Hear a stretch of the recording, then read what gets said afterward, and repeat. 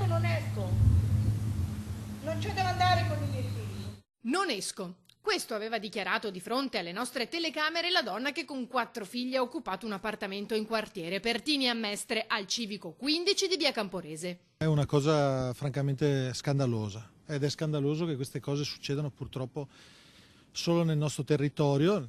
In ambito veneto non ci sono situazioni assimilabili a quelle che siamo costretti a vivere a Mestre, a Venezia, insomma nella città metropolitana di Venezia, e speriamo che da parte di tutte le istituzioni ci sia un aiuto non solo nei confronti dell'Ater che denuncia queste situazioni, ma nei confronti anche e soprattutto di tutti quei cittadini che vivono all'interno dei quartieri popolari, che vogliono vivere in condizioni di sicurezza. I residenti infatti da anni ormai stanchi ed esasperati denunciano quanto accade al Pertini. Come hanno divelto la ringhiera da un lato e la finestra dall'altro lato, con la scusa che dicono ne abbiamo diritto. Ecco, questa è la motivazione che danno. Noi saremo sempre disponibili ad ascoltarli e a raccogliere quelli che sono i loro suggerimenti.